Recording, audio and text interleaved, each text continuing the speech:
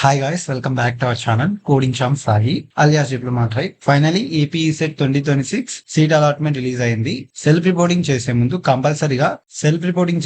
కంపల్సరీగా తెలుసుకోవాల్సిన important points ని ఈ వీడియోలో కంప్లీట్ గా ఎక్స్ప్లెయిన్ చేస్తాను. కాబట్టి ఈ వీడియోని స్కిప్ చేయకుండా లాస్ట్ వరకు చూడండి. ఫస్ట్ వన్ వచ్చేసి సీట్ అలాట్మెంట్ ఆర్డర్ ని డౌన్లోడ్ చేయండి. ముందుగా అఫీషియల్ వెబ్సైట్ కి వెళ్ళి లాగిన్ అయిన తర్వాత సీట్ అలాట్మెంట్ ఆర్డర్ డౌన్లోడ్ చేసుకోండి. అండ్ అలాగే సెల్ఫ్ రిపోర్టింగ్ చేసిన తర్వాత ఒక ఫామ్ వస్తుంది, అది కూడా డౌన్లోడ్ చేసుకోండి.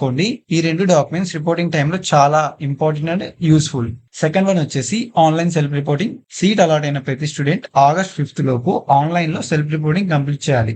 సెల్ఫ్ రిపోర్టింగ్ చేయకపోతే ఫస్ట్ ఫేజ్ లో ఏదైతే సీట్ అలాట్ అయి ఉంటుందో ఆ సీట్ అనేది క్యాన్సిల్ అవుతుంది. కాబట్టి లాస్ట్ డేట్ వరకు వెయిట్ చేయకుండా ముందే కంప్లీట్ చేయండి. థర్డ్ వన్ కాలేజ్ రిపోర్టింగ్ కూడా మ్యాండేటరీ. ఆన్లైన్ లో సెల్ఫ్ రిపోర్టింగ్ కంప్లీట్ అయ్యాక అలాట్ అయిన కాలేజ్ కి వెళ్ళి ఆఫ్లైన్ లో రిపోర్టింగ్ చేయాలి. కాలేజ్ రిపోర్టింగ్ కూడా August 5th లోపు కంప్లీట్ చేయాలి, లేకపోతే మీ సీట్ క్యాన్సిల్ అవుతుంది. కాలేజ్ రిపోర్టింగ్ కి వెళ్ళినప్పుడు college address, reporting venue, reporting timing, working hours, contact numbers ముందే చెక్ చేసుకోండి. ఇన్ కేస్ మీకు ఇవి తెలియకపోతే ఫస్ట్ కాలేజ్ కి వెళ్ళండి. దాని తర్వాత అడ్మినిస్ట్రేషన్ లో అడిగితే వాళ్ళే చెప్తారు ఎక్కడ జరుగుతుంది అడ్మిషన్ ప్రాసెస్ అనేసి ఈ సెట్ ది. ఒకవేళ సీట్ నచ్చితే ఏం చేయాలి? సింపుల్ గా సెల్ఫ్ రిపోర్టింగ్ కంప్లీట్ చేసి కాలేజ్ లో ఒరిజినల్ డాక్యుమెంట్స్ సబ్మిట్ చేస్తే రిపోర్టింగ్ టైంలో మీ అడ్మిషన్ కన్ఫర్మ్ అవుతుంది.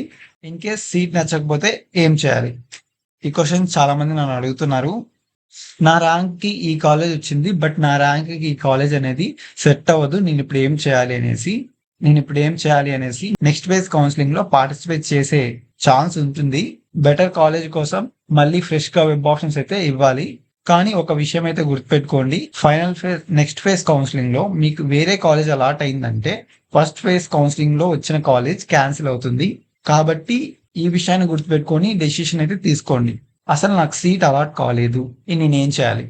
సీట్ అలాట్ కాలేదని టెన్షన్ పడకండి. నేను ఆల్రెడీ చెప్పాను వెబ్ ఆప్షన్స్ ఎక్కువ పెట్టమని. ఒక ఆర్డర్ ఫార్మాట్ లో dream colleges, medium colleges, safe colleges అనేసి మీరు మీ ర్యాంకు తగ్గట్టు వెబ్ ఆప్షన్స్ ఇవ్వకపోవడం వల్ల సీట్ అయితే అలాట్ అవ్వలేదు. అట్లీస్ట్ నెక్స్ట్ ఫేజ్ కౌన్సిలింగ్ లో అన్న వెబ్ ఆప్షన్స్ ఇచ్చేటప్పుడు మీ ర్యాంకు తగ్గట్టు ఆప్షన్స్ అయితే ఇవ్వండి. దట్స్ ఇట్, నేను వాళ్ళకి చెప్పాలనుకునేది.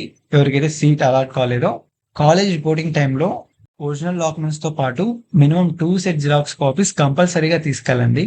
అవి ఏంటంటే first seat allotment order, next వచ్చేసి self reporting acknowledgement, AP ECET rank card, ECET hall ticket, Aadhaar card, SSC to diploma study certificates, diploma marks memos, SSC original marks memo, provisional certificate ఉంటే తీసుకెళ్ళండి, లేకపోతే అవసరం లేదు. Next diploma transfer certificate, caste certificate, income certificate. In case మీకు EWS ఉంటే EWS కూడా, passport size photos, నేను ఏవైతే చెప్పింటానో 2 సెట్ జిరాక్స్ కాపీస్ అయితే తీసుకెళ్ళండి. ఇదన్నమాట సెల్ఫ్ రిపోర్టింగ్ చేసే ముందు తెలుసుకోవాల్సిన ఇంపార్టెంట్ థింగ్స్. ఈ వీడియో మీకు నచ్చితే లైక్ చేయండి, అండ్ అలాగే మీ ఫ్రెండ్స్ కూడా షేర్ చేయండి, అండ్ అలాగే మన ఛానల్ ని సబ్స్క్రైబ్ చేయండి. నెక్స్ట్ ఫేజ్ కౌన్సిలింగ్ వచ్చినప్పుడు అప్డేట్ ఇస్తాను. All the best for your BTech journey.